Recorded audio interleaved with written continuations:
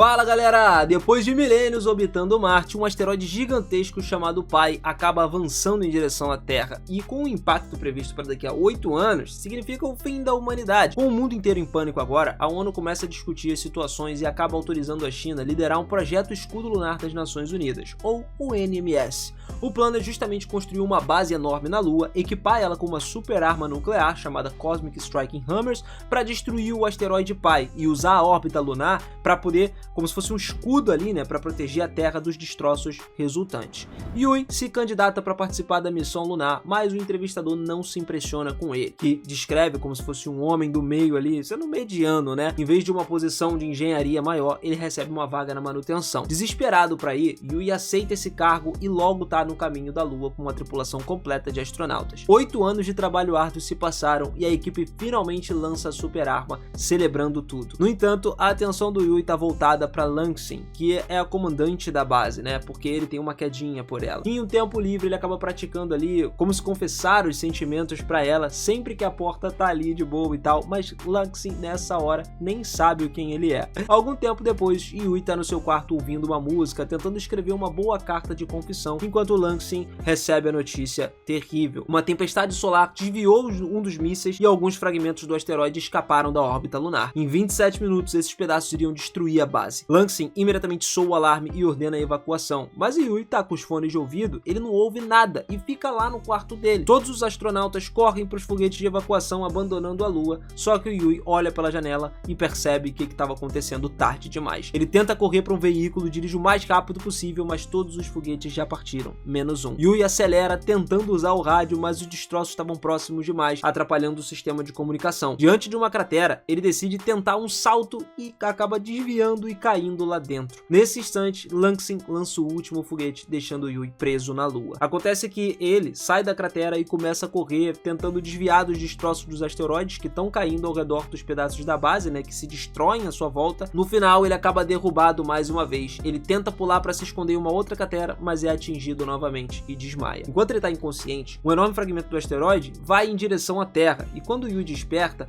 ele tenta contatar o NMS, mas nesse momento o fragmento atingiu a Terra, provocando uma explosão massiva que destruiu grande parte do planeta. Yui observa em choque e tristeza, percebendo que seus últimos 8 anos de trabalho foram em vão. E então, de volta à base, ele tenta se comunicar, mas nunca obtém uma resposta. Nos 6 dias seguintes, o Yui insiste ali, sempre ligando, só que tudo sem sucesso. Finalmente ele percebe que é o último humano vivo, e que agora não tem mais nada que ele fazer, só que a saúde mental dele vai embora, né? Então ele decide honrar a humanidade e organizar um funeral simbólico, decorando uma sala ali de papel, justamente para homenagear aqueles que se foram, né? E a base ainda tem comida para 300 pessoas, o que é suficiente para durar para toda a vida dele. Então o Yui resolve fazer tudo o que ele sempre quis. Primeiro, ele tenta entrar no quarto de Langsing, mas não consegue adivinhar a senha certa. Então depois disso, ele pega uma prancha e desliza ali pela superfície lunar apenas para se divertir. Conforme os dias vão passando, ele tenta diferentes combinações da senha até chegar à exaustão. Eventualmente, ele decide os explosivos na porta, o que também destrói as suas roupas. E agora, quando ele tá com acesso no uniforme de Langsing, o Yui ele cria uma figura dela e prepara um jantar completo com uma música romântica para confessar seus sentimentos. Ele chega até a beijar aquela figura sem saber que estava sendo observado. No final, tem sobreviventes na Terra, galera. E agora o Langsing se encontra envergonhado diante desses seus colegas. Os civis estavam em um bunker subterrâneo enquanto os astronautas estavam na base lunar da UNMS. Depois de algum esforço, eles conseguiram se conectar à base lunar, mas só poderiam observar o Yui pelas câmeras sem o áudio, já que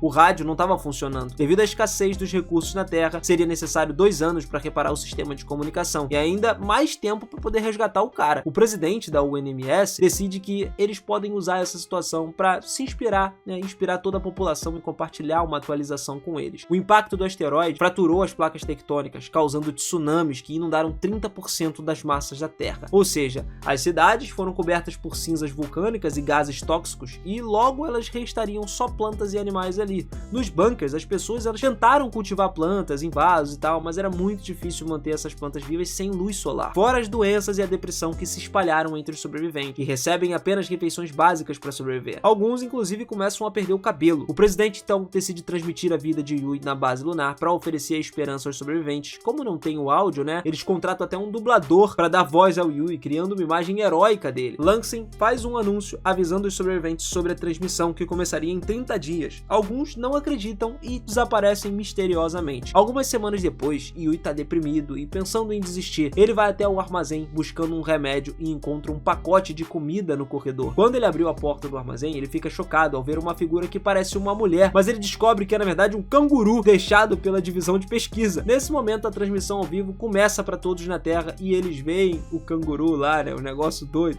O dublador tenta improvisar e fala que dia fantástico e tudo mais, como se fosse o canguru falando, né? Pra poder corrigir o erro, ele até tenta tocar uma flauta, mas acaba envergonhado. Os sobreviventes acreditam que o áudio estava só atrasado, então o Langsing decide narrar em vez de usar uma voz como se fosse a voz do Yui. Na base lunar, Yui lê as pesquisas sobre Kong, que era o canguru, né? Descobrindo que ele era agressivo e guloso, o que explica a invasão, né, na despensa. Armado com uma pá agora, Yui retorna ao armazém para pegar o remédio, mas o Kong surpreende ele, quebrando a pá e dobrando a maçaneta antes de derrubar ele no chão. Yui então se veste como um canguru fêmea para poder distrair ele, mas é desmascarado e expulso do armazém. Kong começa a explorar a base, forçando Yui a usar uma metralhadora de bolas de plástico para poder se defender. Durante a perseguição, o dublador toca a flauta, tomando ali uma cena mais épica pra gente. Então, um pouquinho depois dessa luta intensa, os dois acabam caindo exaustos. A UNMS fica preocupada, né, tentando contatar o Yui e o Yui escuta uma estática no rádio, o que emociona ele, porque ele acredita que seja um sinal de vida na Terra. Na verdade, a estática foi causada pela cauda do Kong, que acidentalmente mexeu nos cabos, né? O Yui e o Kong então olham pra Terra,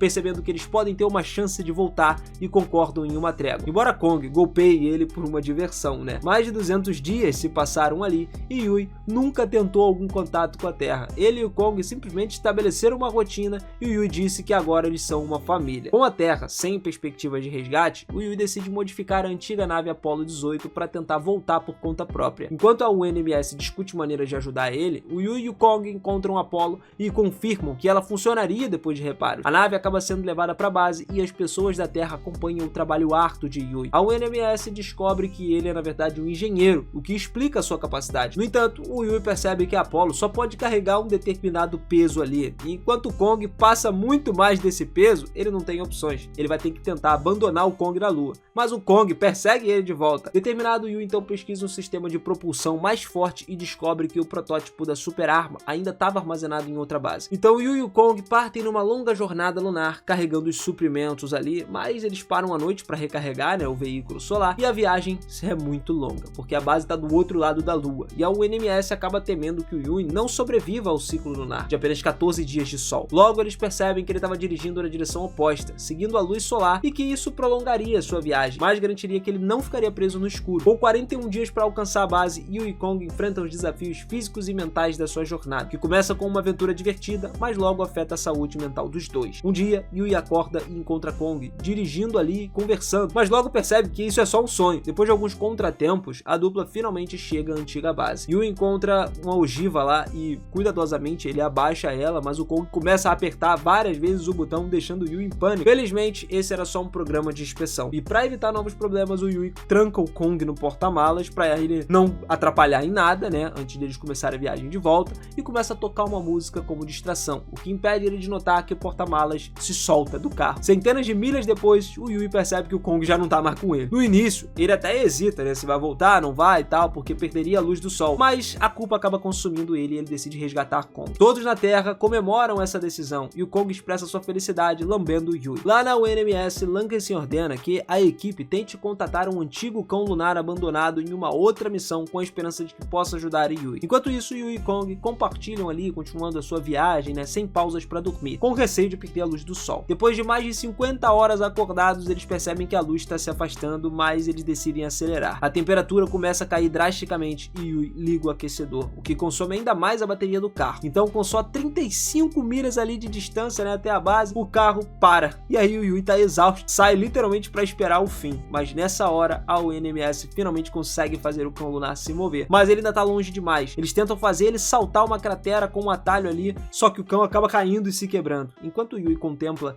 todo o retrato de Langsing no espelho, o Kong começa a perseguir a luz refletida, dando a Yui uma ideia. Ele transforma a porta do carro como se fosse num trenó, amarra em Kong e usando a luz como isca, Yui conduz o Kong puxando ele num trenó ali pela superfície lunar. Num momento crítico, eles encontram um abismo, que Yui usa ali um tanque de gás para se impulsionar junto com o outro, com Kong, né, para eles irem pro outro lado. E aí, com a Terra celebrando esse êxtase dos dois ali, 516 dias depois do incidente, Yui ainda trabalha para conseguir consertar a Apollo. Só que a tecnologia ultrapassada complica esse processo. Um dia, ele ouve uma estática no rádio de novo, só que logo percebe que era o Kong mexendo nos cabos mais uma vez. Desesperado, o Yui se dá conta de que todo o trabalho dele foi em vão, porque ele acredita ser o único humano restante. Então ele grita com Kong antes de se entregar novamente à depressão. Mas na Terra, a UNMS precisa de mais um mês para restabelecer a comunicação. Langsing decide falar com os sobreviventes nos bunkers, admitindo que Yui não é um herói tradicional, mas um homem comum que foi deixado para trás por um erro, o que, de fato, merece apoio pelo seu esforço. Ele então pede que todos apontem as suas lanternas para a Lua, justamente para que o Yui saiba que ele não tá sozinho. Nesse instante, o Yui abre o capacete, perdendo o oxigênio, mas a humanidade ilumina a Terra, provando que ainda existem sobreviventes. O Yui cai de joelhos e começa a ficar em lágrimas. No dia 613, então, a UNMS finalmente repara a comunicação e Yui vê o rosto humano novamente. Depois da comemoração inicial, ele passa os seus dias ali conversando com a equipe e falando sobre todos os projetos da Apollo, tudo como auxiliar ele, né? O Yui então vê Langsing diariamente e sente que